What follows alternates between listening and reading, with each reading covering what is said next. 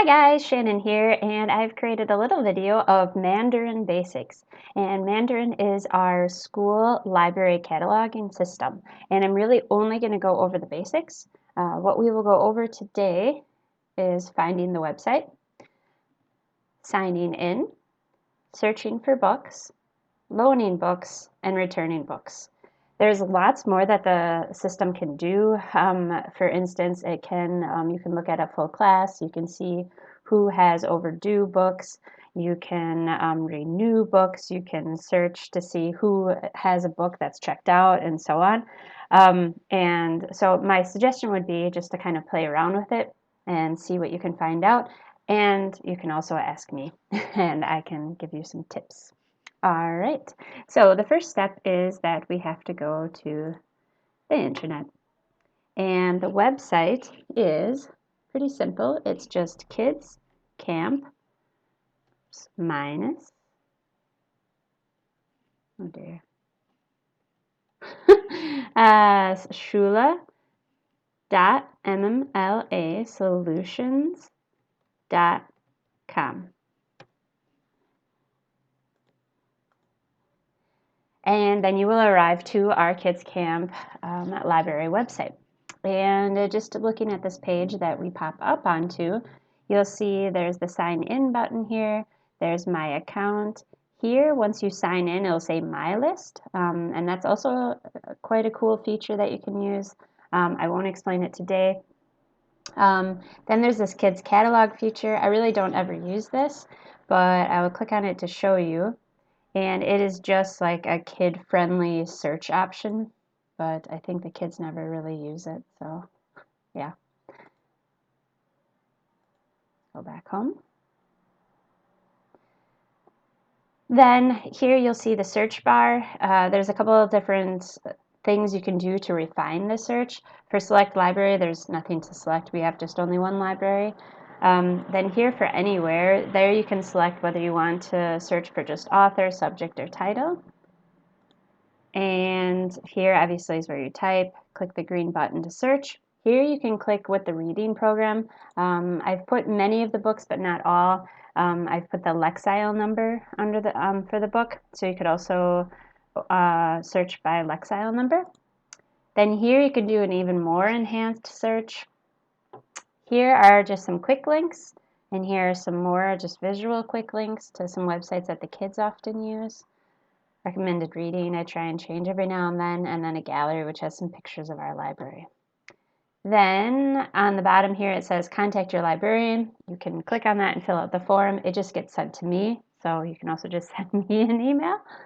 Then also the web page can be translated into different languages, but what I've heard from the German staff is that the translation is not so good, so it could be better just to stay in the English version. I'm not sure.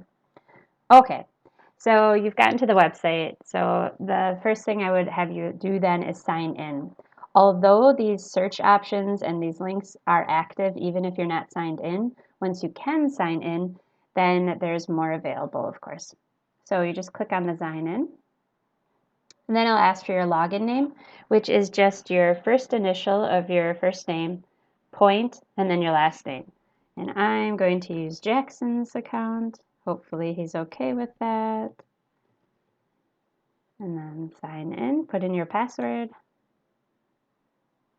Good. And then you know that you're signed in because here now it says sign out. Yeah. Here then with the My Account, you can see if there's anything that your account has been flagged for. So for instance, if I click on this, I see that there's one thing that is not okay with my account.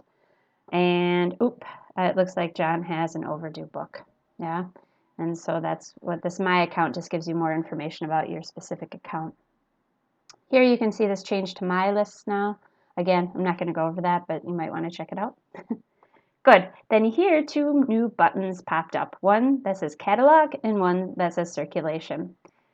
Catalog is what you're looking at right now, and that's how you can search for different books. So say a kid wants a book about rainbow fairies, let's say. Oops. Type that in, click on it, And then what will pop up is all of the Rainbow Fairy books that we have in the library. And here you can see we have many titles. And then there's also a couple more pages. The information that it gives you is, it gives you a little picture of the cover. Then here it says blue, which refers to the color coding in our library. So blue is for the English first readers and chapter books. MEA is the first 3 letters of the last name. So you know you could find this book in the blue section under MEA. Here it just has the author and title, and then here tells you whether it's even available. So it has a little green check mark, which means there is a copy available, and here you can see how many copies we even have. So we only have 1 copy. Yeah.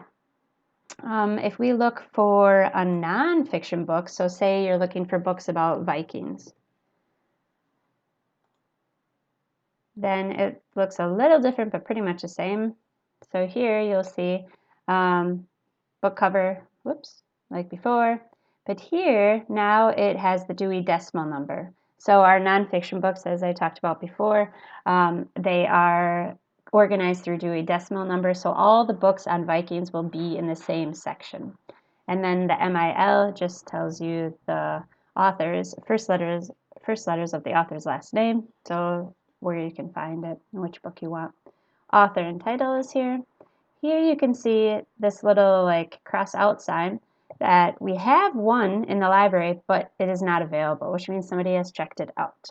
Yeah. Here you can see it also says it's not available, but it says 0 of 0. This, when you see this usually means that the book has not been returned by a student and I'm in the process of deleting it. So I first put it in as this so we know it's not available. And then I wait a little bit longer, and if we still don't get it back, then I will eventually delete this book out of our system. And here you can see we have 1 of 1. This is a fiction book, but I just put in Vikings, so it's just pulling up anything that has Vikings in the title or description. Yeah. Good. So that's just how the search works and how you can find different books. The next thing is checking books in, like loaning books and returning books. And to do that, you need to go to the circulation button. So I'm going to click on that. And you will see we come to a totally different screen. And it has loan, return, renew, status, library transactions, clear display. Don't worry about that. Yes, the date will always be wrong, and the time will always be wrong on here. We've tried to change it a bunch of times, but I don't think it's that important, so whatever. It's on, I think, Florida time. Good. So let's say a child wants to loan a book. Then you want to make sure that this button is highlighted and says loan up here. Then next to this little barcode-y thing, you're going to want to put in the name of the student. So you can either put the name of the student, or if they know their special library code number, then you could also put that in. But it's probably just easiest to put their name in. So I will put my name in. And then you'll see here I pop up. Yeah. Then the next thing you want to do is put in the book. Now, all the books have in the back of them a barcode number, and it starts off with kids, C, and then a bunch of numbers. That is what you can type in. So we just, oops. So I have a book, kids, C, 1, 2, 3, 2, 3, 6. Put that in. And then you'll see, aha, okay, I want to check out the book, The Friend That Time Forgot. Once it pops up here, then you'll see it's under the books that I have checked out. Yeah? You can also see then when it was like loaned out, so when it was created, and then when it's due. The books are always due about a month later, so 4 weeks we give the students. Each student can have 4 books out. I usually recommend to the students to have 2 English and 2 German, but obviously it's not like set in stone. They could also have 3 German, 1 English, or whatever. Good, but they have about 4 weeks to read those books.